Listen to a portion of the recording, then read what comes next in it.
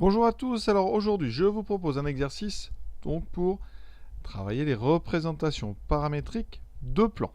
Alors, donc on va considérer 3 points dans l'espace et on va étudier justement le plan formé par ces 3 points. Donc première chose qu'on fait toujours quand on vous donne 3 points, c'est déjà vérifier que ces points définissent un plan. Pour ça, il va falloir vérifier que les points ABC ne sont pas alignés. 3 points définissent un plan uniquement s'ils ne sont pas alignés. Sinon, vous n'aurez qu'une droite. Donc ici, on va regarder le vecteur AB. Donc pour calculer les coordonnées d'un vecteur, je vous rappelle, on fait coordonnées du point d'arrivée moins coordonnées du point de départ. Donc ici, ça fera coordonnées de B moins coordonnées de A. Donc ça fait moins 1, moins 4. Donc moins 1 plus 4 qui donne 3. 2 moins 1, 1. 5 moins 2, 3. Ensuite, on calcule les coordonnées d'un deuxième vecteur avec donc la troisième lettre. Disons qu'il faut la lettre C, le point C. Donc vous avez ABAC. Vous auriez pu prendre ABCA ou alors ABBC, etc. Il faut deux vecteurs qui contiennent les 3 points. AC, donc c'est pareil, coordonnées de C moins coordonnées de A. Donc 1 moins 4, ça donne 5. 0 moins 1, 6 moins 2, 4. On vérifie bien quand on fait des coordonnées vecteurs parce que les erreurs arrivent souvent, donc faites attention. Et maintenant, voilà, on va vérifier que ces deux vecteurs ne sont pas collinéaires. Comment fait-on? On peut regarder. Des vecteurs collinéaires, ça veut dire que leurs coordonnées forment un tableau de proportionnalité. Donc il suffit de regarder, par exemple, les deux premières coordonnées, 3 et moins 1. Est-ce que ceux-ci forment un tableau de proportionnalité? Donc pas du tout, parce que le produit en croix devrait être valable. Ici, on a moins 3, moins 5. Donc on fait cette diagonale moins l'autre. Ça ne donne pas 0. Donc, les coordonnées de AB et AC ne sont pas proportionnelles. La conséquence, c'est que les vecteurs AB et AC sont non collinéaires. Donc AB et AC fournissent deux directions non parallèles. Ça veut dire que les points ABC définissent bien un plan. Donc A, B et C définissent. Et donc ça légitime le fait maintenant de s'intéresser à une représentation paramétrique du plan ABC puisque ce plan existe. Deuxième question, déterminer une représentation paramétrique de la droite AB. Alors cette question elle est faite pour rappeler la notion de paramètres dans les équations et dans les systèmes d'équations. Ici, ce qu'on peut dire c'est qu'un point M de coordonnées x, y, z appartient à la droite AB. Eh bien ça équivaut à dire que il existe un nombre t réel tel que le vecteur AM est collinéaire au vecteur AB. Donc AM est égal à t fois AB. Et quand on écrit les coordonnées, eh bien on tombe sur quelque chose de très simple. Vous tombez sur x, y, z égale à, donc ici, xa, ya, za, plus t fois les coordonnées de AB. D'accord? Les coordonnées de AB, c'est 3, 1, 3. Donc ici, on aura plus 3 fois t, plus 1 fois t, plus 3 fois t. Et je n'ai plus qu'à remplacer les coordonnées de A. Donc ça me donne moins 4 plus 3t, 1 plus t, et 2 plus 3t. Alors en général, on ne redémontre pas tout à chaque fois, on écrit tout de suite, et sur une copie, ça suffit largement. Vous avez ici donc un début chaque fois qui sont les coordonnées du point A, et vous avez comme coefficient du paramètre t, ce que vous avez devant, alors ici ce sont les coordonnées du vecteur directeur que vous avez choisi, ici j'ai choisi AB. Et toujours, on précise à côté que t est un paramètre qui décrit l'ensemble des réels. D'accord? Donc on va la noter cette équation.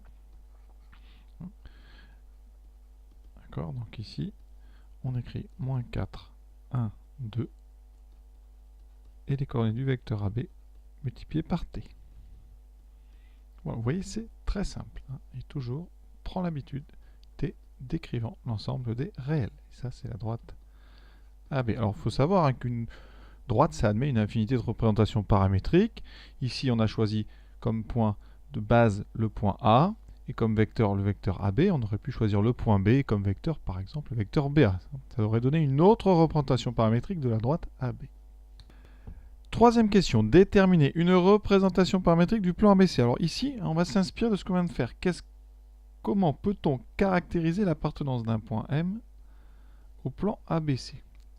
Eh bien, le plan ABC, c'est l'ensemble des points que vous pouvez atteindre à partir de A en utilisant les vecteurs AB et les vecteurs AC. Donc c'est comme si le plan ABC était muni du repère A, AB, AC. Ainsi, chaque point du plan aurait des coordonnées dans ce repère qu'on vient de créer, le repère A, AB, AC.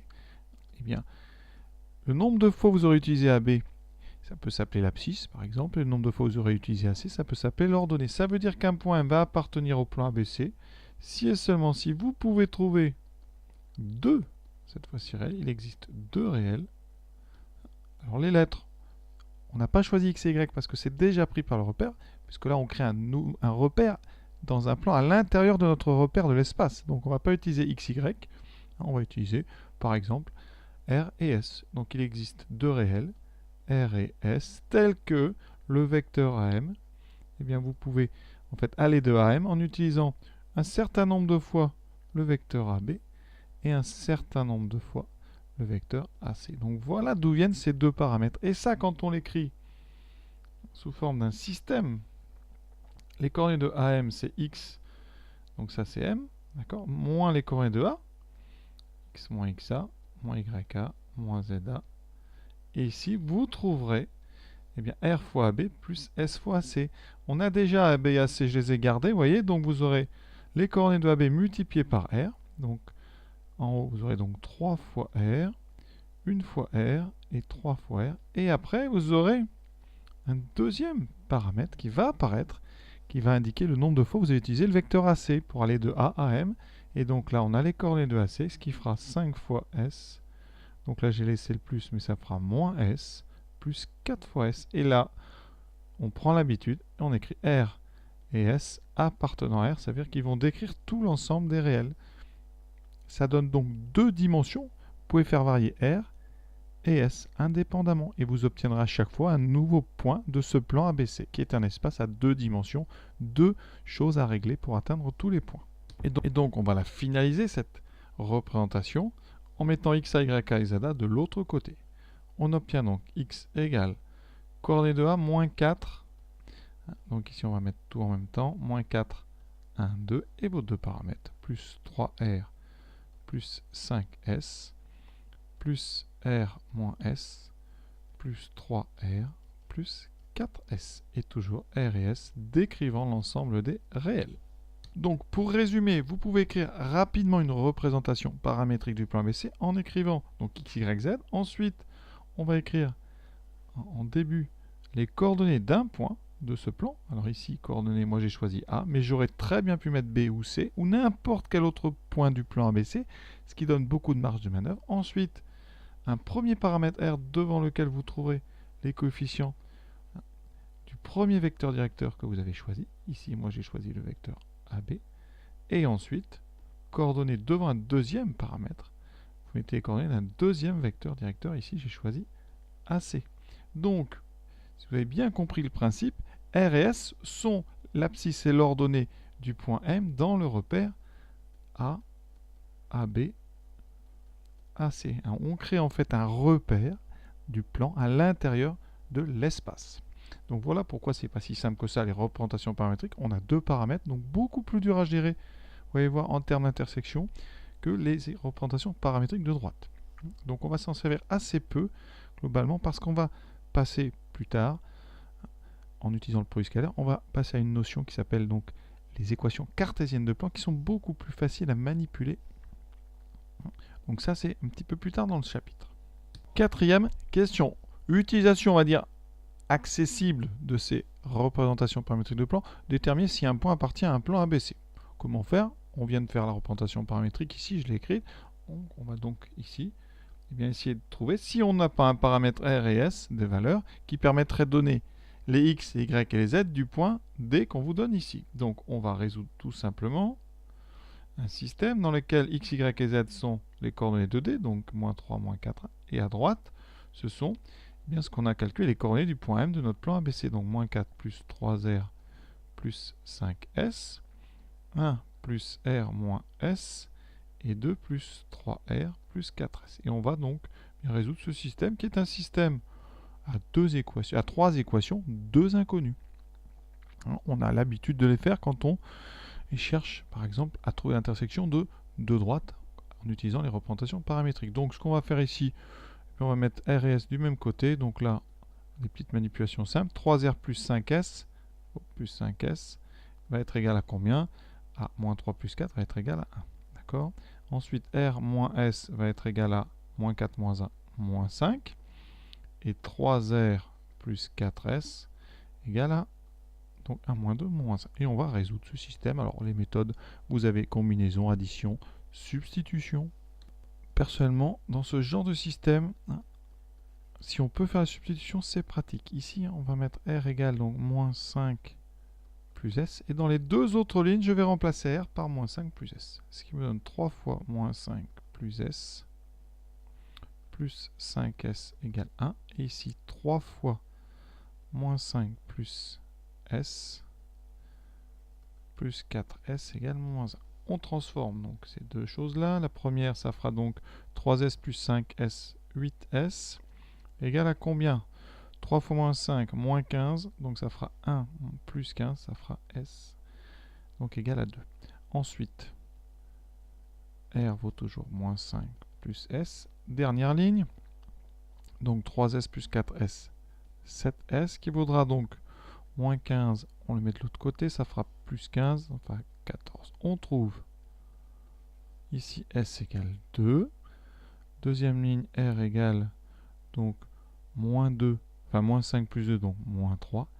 Et S égale 2. Donc on a deux valeurs cohérentes. Ici, pas d'impossibilité. Donc effectivement, donc, le point D appartient au plan ABC. Et d'ailleurs, il correspond aux valeurs du paramètre R égale moins 3 et S égale 2. On peut vérifier ça.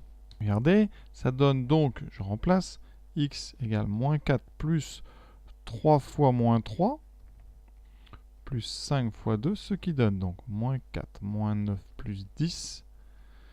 1 moins 4, ça donne moins 3. C'est bien l'abscisse du point D. On est bon. Hein. Ça, c'est bien XD.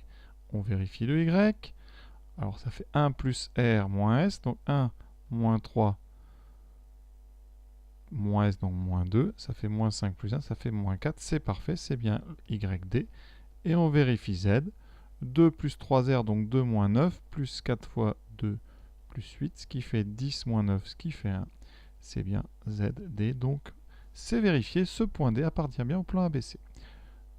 Dernière question, c'est juste cette question pour réinsister sur le caractère de non-unicité de la représentation. Vous pouvez obtenir une infinité de représentations paramétriques du plan ABC, tout simplement en changeant le repère que vous construisez.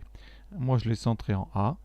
Vous pouvez très bien prendre, par exemple, un repère qui serait le repère B, BA, par exemple BC.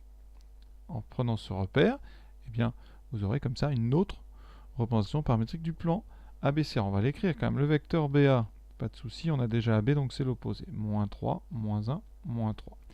Le vecteur BC, donc coordonnée de C moins coordonnée de B, 1 moins moins 1, ça fait 2, moins 2, 6 moins 5, 1. Voilà, et c'est tout, vous n'avez plus qu'à écrire.